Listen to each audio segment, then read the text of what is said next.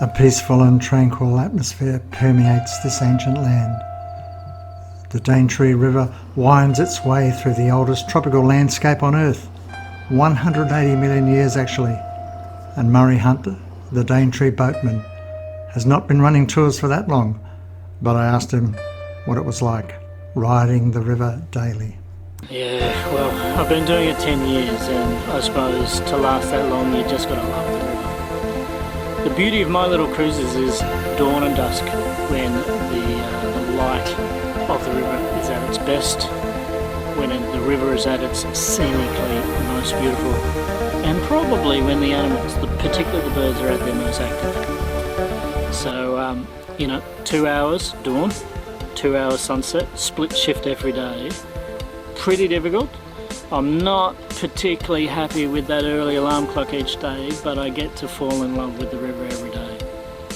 That sunlight, the mirror image, the reflections on the river, particularly the early morning, or maybe the sunsets with all those cattle egret actually accumulating at a roost at the late afternoon. These are the things that make it all worthwhile. So personally, for me to see it, but then also to see the enjoyment when I get to show those things to passengers. These are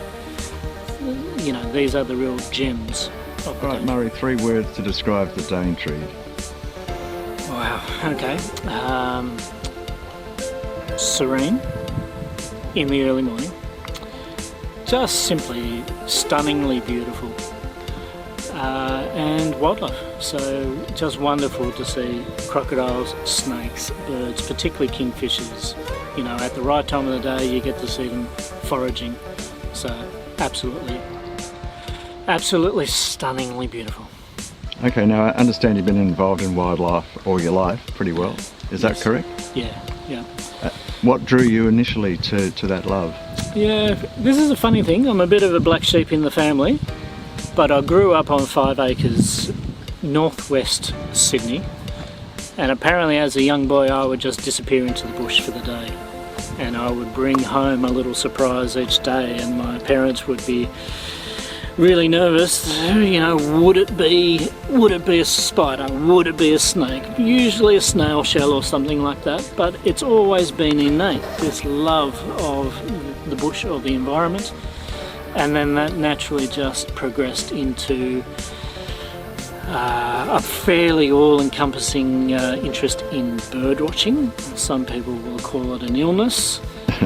But also living in Kakadu and many other parts of Australia, you get a love for crocs and you get a love for the snakes and just the environment in general. Okay, and if you had one creature you really love on the Daintree, what would it be?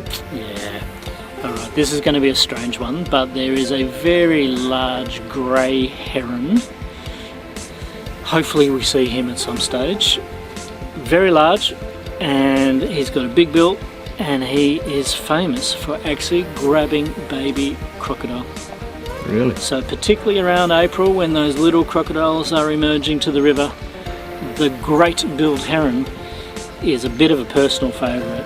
It's a shy, secretive resident, and it's an absolute joy just to be able to show people and see their faces when they see that large heron, the great-billed heron.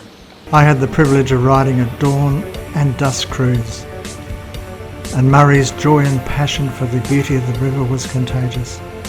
It was fun, interesting, captivating, and that coupled with the feeling that resonates, feelings generated by the sights and the sounds, leaving like a soothing sacredness of the senses. It is an awe-inspiring nature river ride of pure wonder.